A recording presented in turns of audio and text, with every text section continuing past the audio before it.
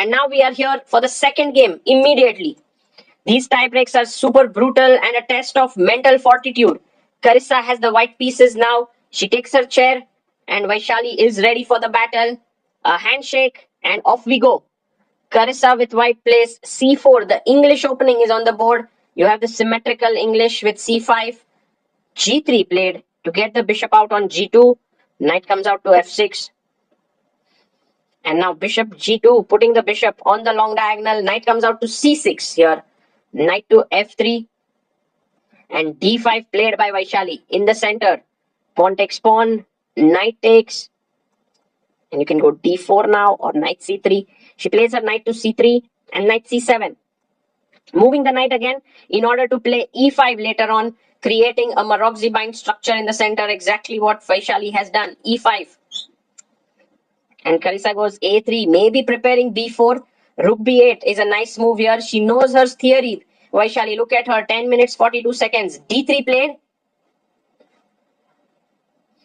And now bishop comes out to e7. She plays her bishop to e3. White has to remain careful in such positions because black has so much space. If black manages to consolidate with moves like b6, bishop e6, black should be better. Bishop comes out to d7. Now knight c4 is a common move here. But Carissa plays rook to c1. Bishop goes back to e8. And now rook e1. Maybe not the best idea here. You could play f4, keeping your rook on f5, but rook e1, b6. Vaishali playing some strong moves in the center. Knight jumps to c4. Maybe some ideas of taking on c6 and taking on e5. So f6 played. And she goes f4. But what's the rook doing on e1? Shouldn't it have been on f1? Vaishali chops. Now bishop f4 seems logical, but gf4 taken. This does weaken the e file and the e3 squares quite a bit. f5 played an excellent move by Vaishali, preparing bishop coming to f6. King goes to h1 and king h8. A useful move played.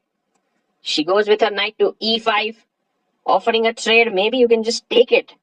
Why not? Knight takes on e5, fe5. Vaishali, all that she needs in this game is a draw to advance to round number 4.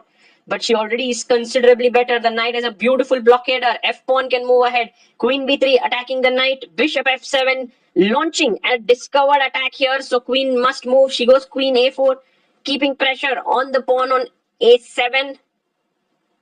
Vaishali offers a trade of bishops. Takes on g5. Queen takes g5. Can we go and chop off this pawn? Maybe the best option. She does go in. Vaishali's given up a key pawn. But knight to f4 threatening mate in 1. Bishop comes to f3. A huge mistake. Rook g1 was needed here. And now knight h3 finishes off the game. Of course, Vaishali finds it. She's threatening mate in 1 with knight f2 check. And Carissa goes rook f1, but it's not enough. Knight f2 check comes in. Rook takes. And there you have a piece is hanging. King g2. She comes back with another check. Excellent play by Vaishali. She's just upped her game in this 10 plus 10 format like crazy. She's played like a strong grandmaster, a top player. And now she's ready for a draw because that would help her qualify. She's just completely winning. And for Carissa, it's a choice between going out of the tournament or losing the game. She chooses the latter with being a rook down now. Vaishali, well, you can even put a blindfold for her and she'll win this. You can take away almost all her time, give her a couple of seconds, she'll win this. So everything's winning here. Takes another pawn. Queen takes b2. Queen c7.